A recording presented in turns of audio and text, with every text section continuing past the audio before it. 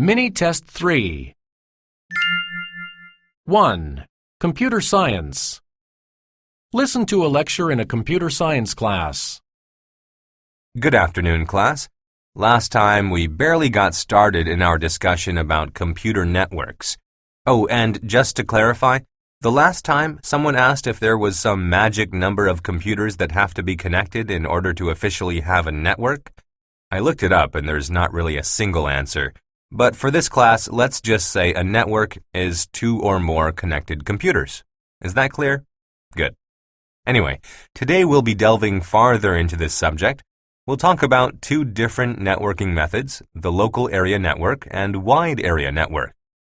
Most of you are probably familiar with local area networks, also called LANs.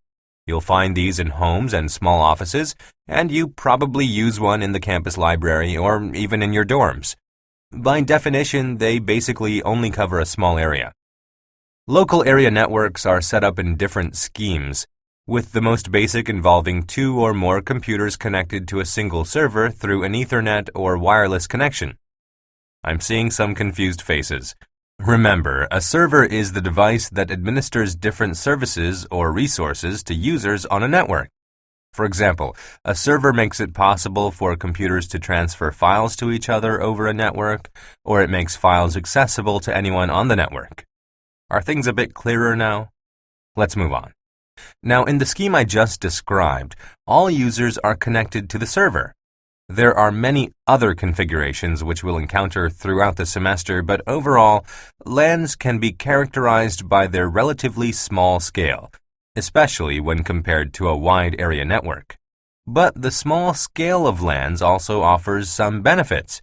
For example, they are often faster, especially in terms of file transfer, and they are built with a leased line, which we'll discuss a little later in this lecture. What about wide area networks? In computer science, we usually refer to them as WANs. These make resources available on a much wider scale. What I mean by that is that a WAN can be used by people in other parts of the country or even the world. The best example of a WAN that I can think of is the Internet, which is easily the largest network in the world. WANs are built for many different purposes. They can be used by private organizations to link up smaller LANs to each other, or even by Internet service providers who use them to provide Internet access to users. The most common way to build a WAN is by using a leased line. A leased line is a connection between 2 sources that is used to provide not only networking services, but telephone and Internet services as well. Since a WAN built with a leased line basically just connects 2 LANs, it is probably the most secure. But the thing is that leased lines are pretty expensive. To avoid this, some WANs are built using different methods, such as circuit switching or cell relay. 1. How does the professor organize the information about computer networks that he presents to the class?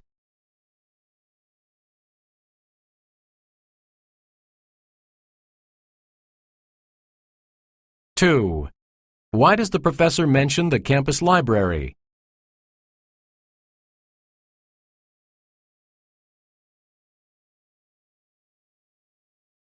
3.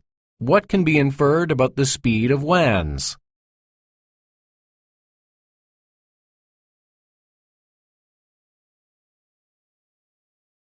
4. The professor describes various ways in which LAN and WAN networks are used. For each example, indicate what type of network is utilized. Place a check mark in the correct box.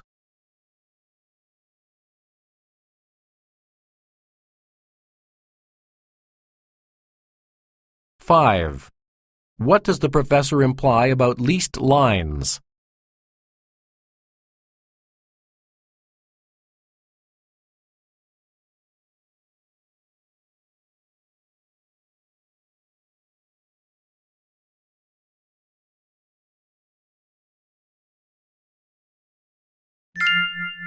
2. Literature. Listen to a discussion in a literature class. I'd like to talk today about the short story that you read for homework over the weekend, The Sandman. Before we get started, and rather than giving me a plot summary, could anyone tell me what it's about? Not a plot summary, please, but just, well, in general, what's it about? What's its theme? It's a tale about obsession, really. And, well, I guess how obsession can lead to one's demise. You know, to a person's downfall, defeat, death, whatever. Well said, Tom. And who might this Sandman be, traditionally? The Sandman is a character in Western myth who helps children fall asleep. But Hoffman, the author, changed the character into a terrible one, a character who steals children's eyes. That's it. Pretty gruesome, huh? Now, with this in mind, let's look at Hoffman's use of motifs in the story. Pardon me, but I'm not sure that I fully understand what motif means, and looking around the class, I don't think I'm the only one. I think you may be right about that. I can certainly clarify. In literature, a motif is an element of symbolic significance that is repeated throughout the story.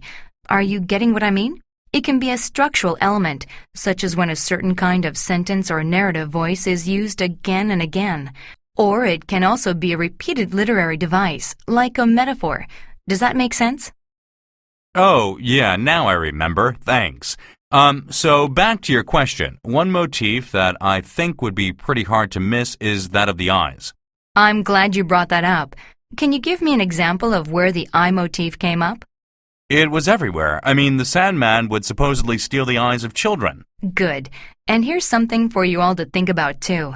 The names of the men that the main character, Nathaniel, believed were the, incarnations of the Sandman, also referred to the eyes. One guy's name was Coppelius, which comes from coppola. This is related to the Italian word capo, which means eye socket. That makes a lot of sense. I wondered if that name had another meaning. Uh-huh. Now, earlier I said that a motif has a symbolic significance.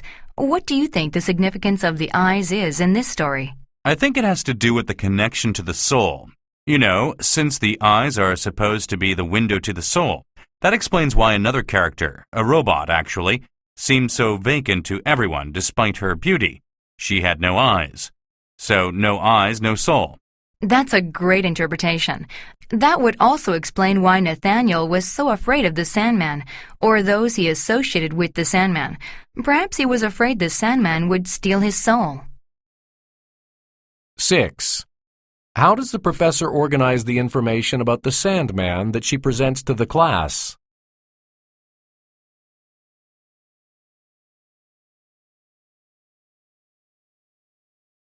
Seven. Why does the professor mention the Italian word capo?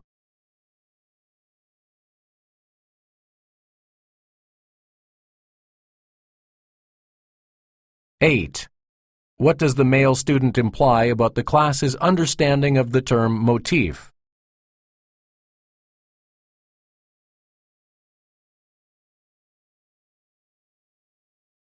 9. Based on information from the lecture, indicate which of the statements below are included in the class's discussion of the Sandman. Place a check mark in the correct box.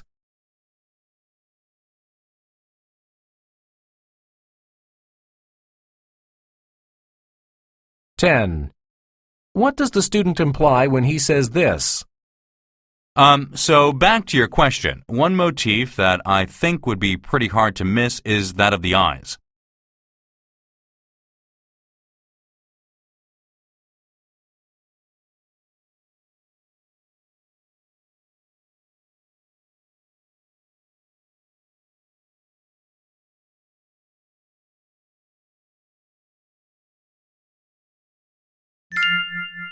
Three. Service encounter. Listen to a conversation between a student and a university employee. Hi, is this the study abroad office? Sure. How can I help you? I just got back from a semester abroad. I took 4 courses while I was there, but now I don't know what I'm supposed to do to get university credit for them. Have you had the department head sign your credit request forms yet? Huh? I'm sorry, but I have no idea what that is. Here are the forms. Basically, you fill one out for each course you want to get credit for. Then you take them to the head of the department you want credit from. They usually ask you for the syllabus and the final exam or paper you completed for the course. Okay, so I take the final in this form and they have to approve it or something? Yes, exactly. After they look through your material, they'll decide whether or not it's on par with a course taught here at the university. Then they will either reject or approve your request for credit. It's really a lot easier than it sounds. It sounds like a lot of legwork. Is there a deadline for when these forms need to be turned in? Yes, in order for the credits to appear on your transcript, we need the credit request form submitted by March 20th. If you don't get it done by then, we won't have time to process the credits before next semester. If you're graduating this year, you need to be extra careful to turn the forms in by the deadline, or you may not have all the credits you need to graduate. Uh-oh. I guess I should try to get this done then. I don't want to have any problems at graduation time. Come May, I want to get my degree and go. I hear you.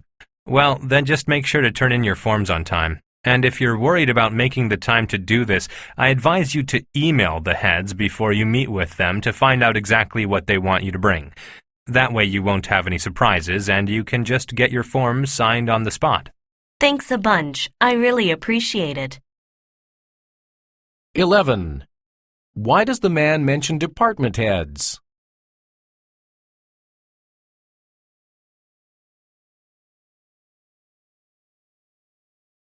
(12) Why does the man mention a syllabus?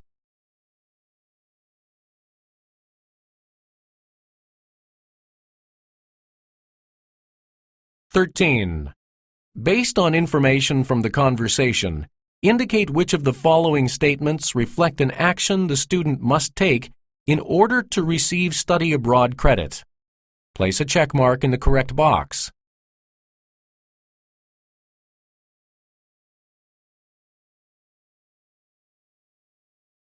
14.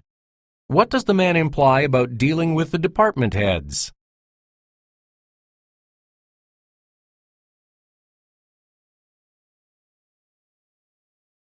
15.